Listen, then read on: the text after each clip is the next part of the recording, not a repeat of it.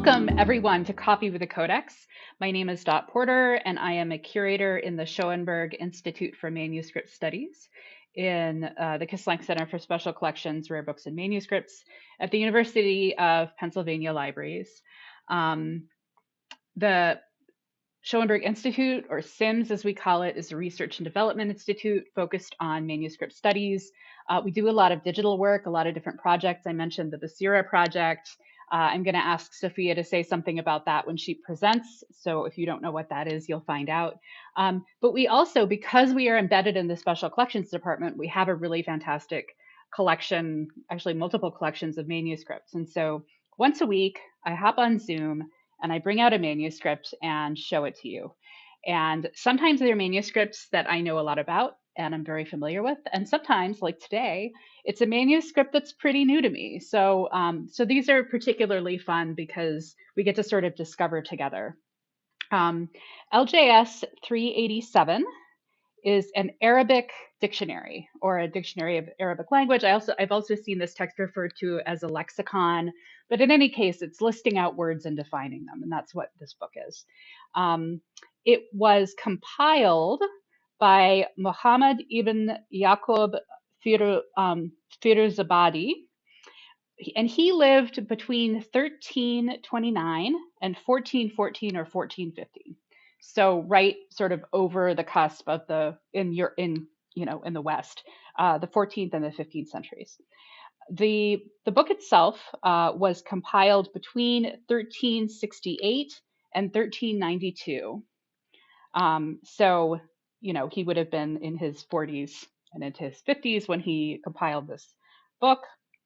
And our copy is from the late 14th or into the early 15th century. So it seems like this is an early copy, and potentially, definitely during his lifetime, almost definitely written during his lifetime, which is interesting. I don't know anything else about other copies. The record doesn't say that this is the first copy, so I'm guessing it's not. But it is interesting that it's so early in the life of the text. Let's see.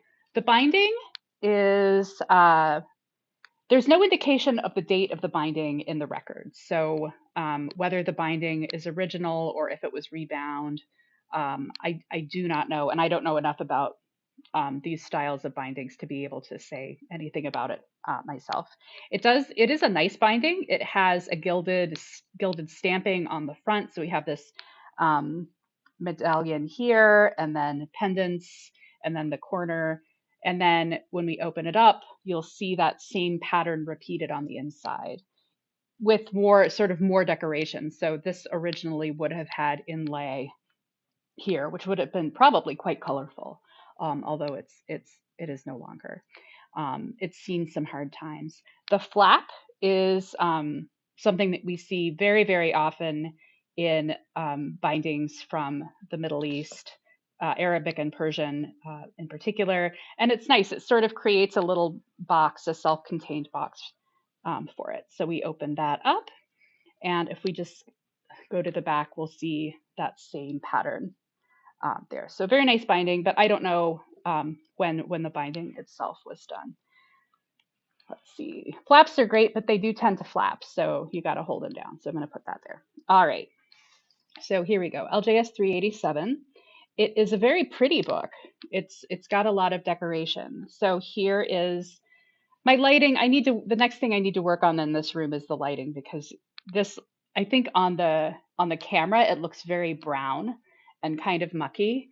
And it is, but there's also a lot of gold. So maybe if I do this, we can see that there's some gold there. All of this is inlaid with gold or gold. And this is the title page. So the title is in this medallion here.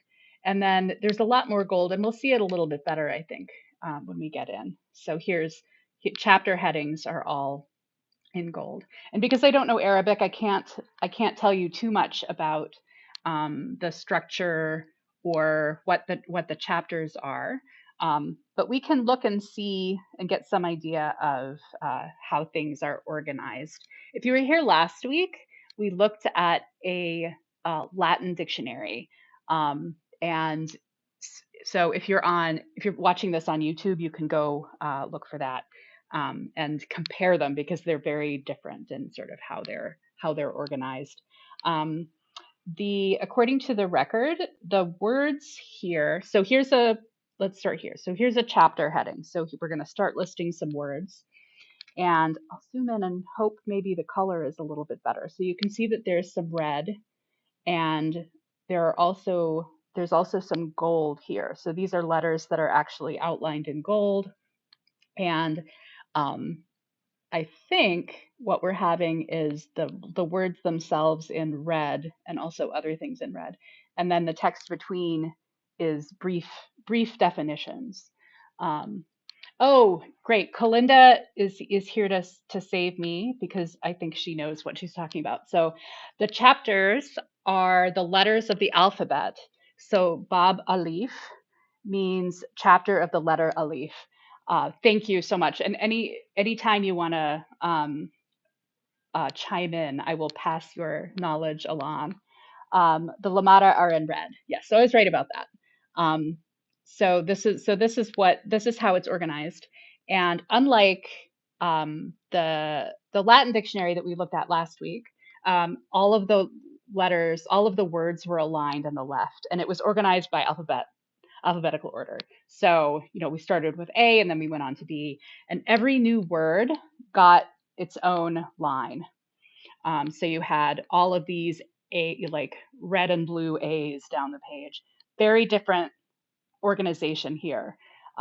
This scribe is not wasting space. This scribe is starting a new entry as soon as another one is done. And according to the record, the words are indexed by the last root letter. And I had to look up what that means, and it looks like and I don't want to call out Kalinda in particular, but I know nothing about the Arabic language, but it sounds like root letters are sort of specific letters that there are like 3 of them, and they're organized in the word. And if you make slight changes, you actually make new words that mean something similar. And so that's how this is organized according to the record. But thank you, she says, exactly. So thank you so much. So I'm just going to we're going to go through, and I'll point out things as we go. One thing I want to point out is that there's a lot of stuff. There are a lot of marginal notations throughout, and it looks like they're from different people. So this was a book that a lot of people were reading and interacting with and writing on, and also it's been damaged. It looks like this is water damage because it sort of pushed through the ink and kind of washed it away. So I'm looking in particular up here. There was something written and now it's gone.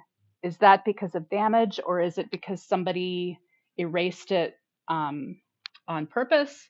It's a little bit hard to tell because the whole thing is so damaged. Another thing that we'll see, and I'll point some out a little bit later, is stamps. So these stamps were used for owners. So people who owned the book would come through and stamp them, and we have some names for those. I just noticed this. We'll see if we can zoom in. Because there's so much damage here, it looks like there is some conservation work. Can you see that? It's like there's like a patch here. A patch that I think has been put on top of maybe some damage or something, and then the text written. It's sort of a lighter area there. So that's what's happening. So that's pretty neat. We're still on the first page, so I will get moving so we can see a little bit more. But we have the organization sort of down. So the red letters are the lamata, and then we have these words that are highlighted in gold or outlined in gold here. So here's another example, and a lot of text in the margin. And eventually we will get to another chapter heading, which is the next letter of the alphabet. So we're still in this. There's also some blue I'm seeing. So there's some blue and then gold and some darker black. So they're using colors to differentiate between, to sort of give meaning to what the words are. And we see similar things also in Latin Western manuscripts, do the same kind of thing, because color is a really great way to get your eye to immediately see that like something is happening here. The color is different. And it's pretty, so it's helpful in that way too. But I would say, especially if there's more gold over here, it's especially important if you're filling all the space like this, because that color is the organization. Okay, Kalinda is saying gold are the subchapters of the facile. Okay, thank you. So it's another way to sort of differentiate the sections, so sort of smaller sections of the chapters. All right. Here. So this has some new paper attached. Can you see here? This has been, and this is old. This is, I would say, older conservation work, because if you see, here's a note that actually goes from the newer paper onto the old paper. So I have no idea when this work might have been done, but it was early enough that people were still using the book actively, because they're making notes. There. I should say it goes over the paper. All right. Another hand. This looks like a different hand to me from one we've seen before. Ooh. Here are some pretty. I think this is some other kind of subdivision, but we've got little decorations, little blue and red decorations there. Oh, that's for poetry. Oh, right. Okay. So there's a little poetic line there. Nice. But again, sort of using tools at hand to differentiate between the different, what the text is doing in different places. Okay, and then here's a new section, or a new chapter heading with more gold, and then the little decorative florals. It's really, I love how pretty it is, even though it is a dictionary. But it looks very pretty, and we haven't even, well, I guess the frontispiece is very pretty, but there's more, and we'll get there. All right.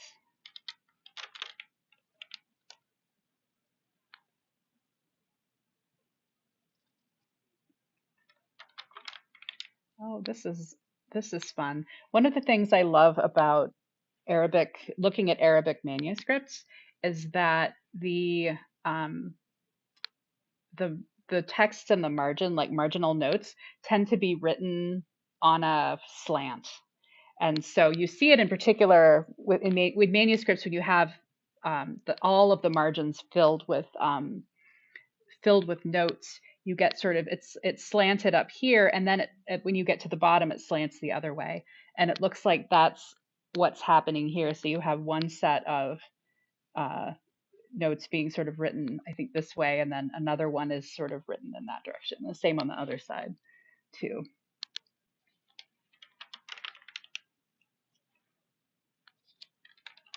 And I haven't pointed out, but there's also this frame around it. You've probably noticed it. The frame around the text and it's got a gold. You can see that little bit of gold there. So every page has a little bit of gold on it. And here's more of the slanted marginal notes. Multiple hands over here too.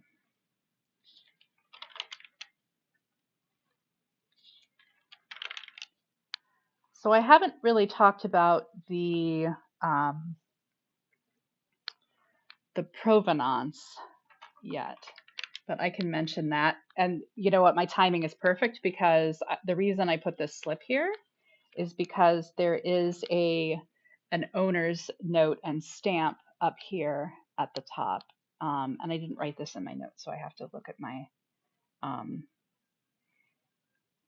what this says. So this it was formerly owned by Ibrahim al-Shakuri in 1110 AH, which would be 1698 or 1699. So in the Western calendar, late 17th century, very late 17th century. And that's what these are. This is the owner's note. Totally happy coming in and writing on it and putting their ink stamp in.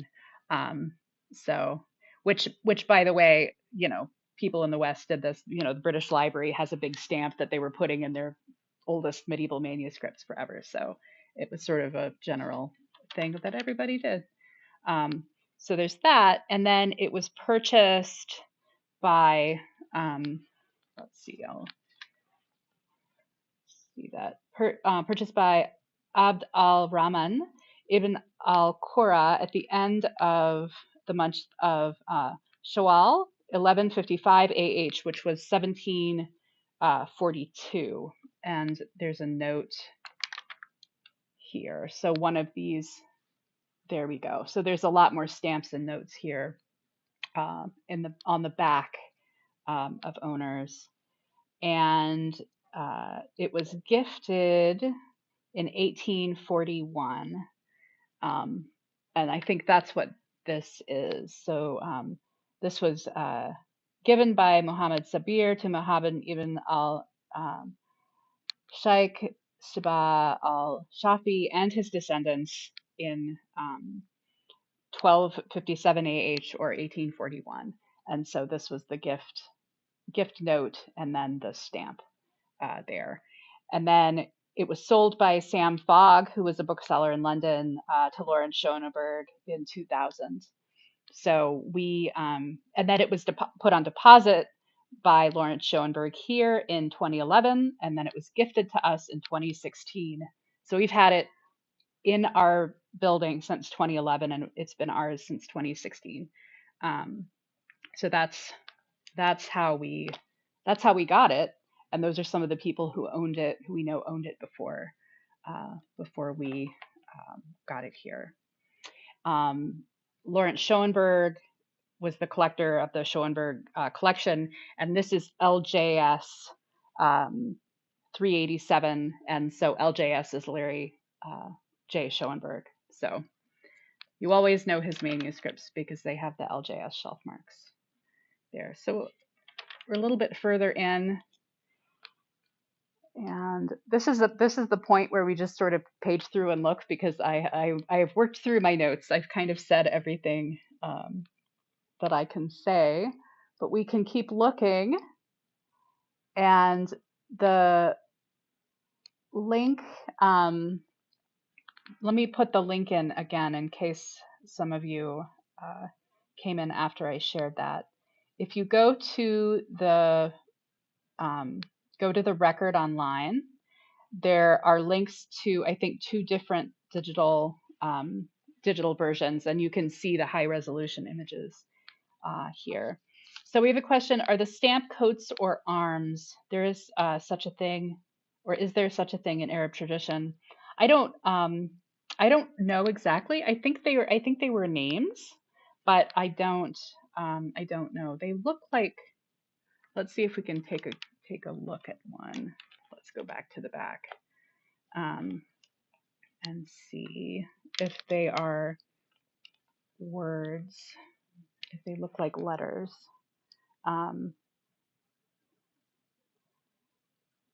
So it's highly decorated or decorative, but it does look like writing. But I am not an expert, so I cannot tell you exactly what they are. I know they're unique, and they function as owner's marks. So an individual collector or book owner would have one and would use it to mark their books. So sort of functions like a book plate in the West, or a stamp. I mean, we have stamps too. All right. So there is one more page that is highly decorated, and I'll wait till a little bit closer to the end to share that, so we don't give everything away. So there's more of the gold.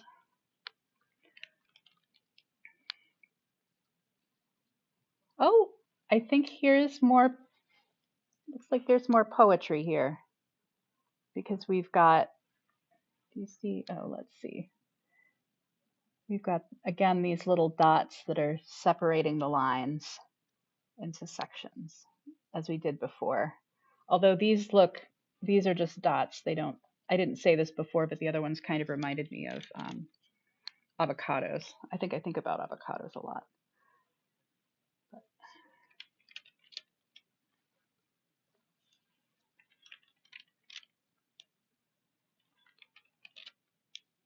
There we go. And you've probably noticed too that Kalinda says, or verses from the Quran are prophetic sayings. That's also possible. Yeah. So could be any of those. So you've probably noticed that the area inside the frame is darker than what's outside the frame. And I don't know. I was thinking that it could be because the ink is acidic. And if you have ink, acidic or iron, very strong has a high iron content. And what happens when you have ink that has those properties is it affects the paper. And in extreme cases, it can actually eat through the paper, and you have paper that's basically lace with the words no longer there, and the pages themselves are kind of falling apart. That's not what's happening here. It's not that bad, but it to start, it stains the paper. It's sort of that leaches out into the paper and makes it dark. And so it might be that is what's happening. If we look up here, I was also thinking it could be that for some reason the part inside the frame was stained before it was written. So what I'm doing is I'm looking up here where we have a blank area inside the frame where we have more of these lines that are sort of divided out. And the ink is not written here. And it looks like to me that this paper is as light as the paper out here, and it's only darker around, especially a little further up. Like that's quite dark.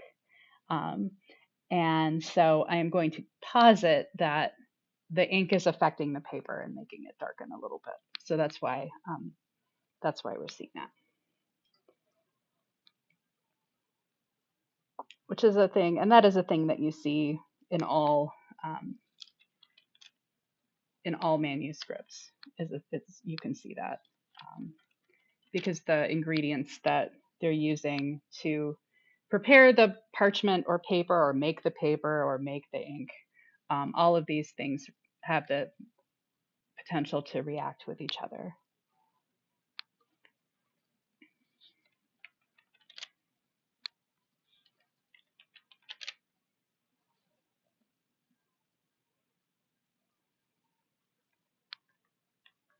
Let's see, I'm moving just a little further back. It's quite long. Quite long. There's more. Now that I noticed that, I'm seeing it more and more, these lines.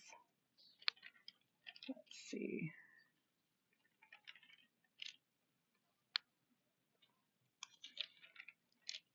There is a piece of paper here that I don't think I put that there, so I'm kind of curious. Ah, okay. Another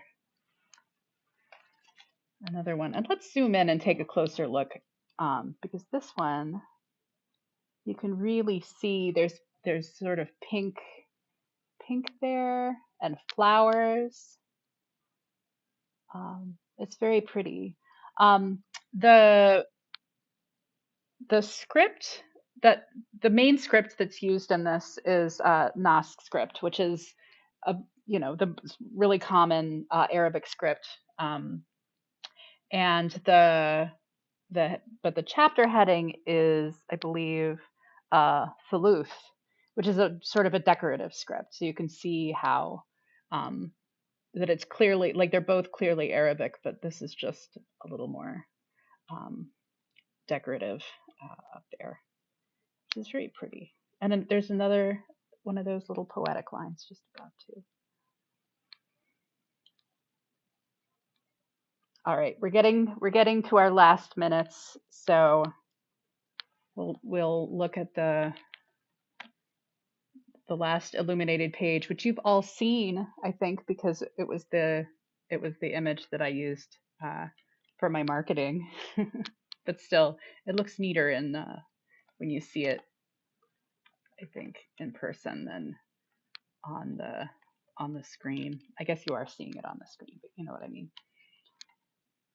All right. Oh, I wasn't expecting these. There are a couple of little drawings up in the corners. I don't know what those are. They're not mentioned in the record. I have no idea. Those are, I don't know if they're supposed to be things or maybe it's just decorating around the letters. And we'll take a closer look on the other one there. That one's, oh, I don't know. Or is it a stamp? No. And they're reversed. Oh, is it because yeah.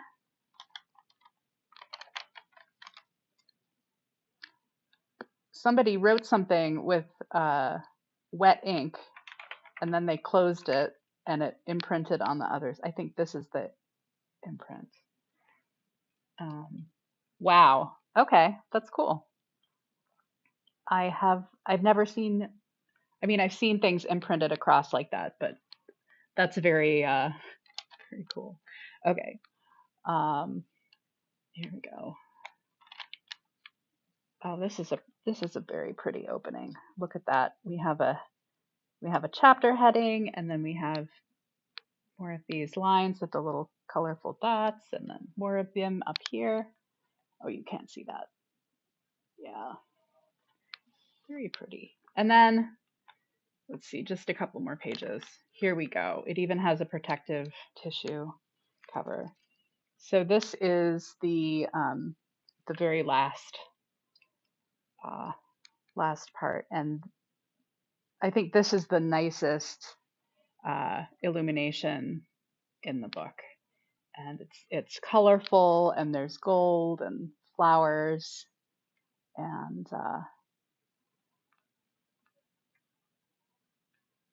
there we go. So that's the beautiful end of a surprisingly beautiful dictionary. So the record is there if you want to find out more about it and the digital images and everything. But thank you all so much for joining me. We'll be back next Thursday. The same link if you want to see what we have going on there. And just thank you so much for coming. This was fun, and have a great week.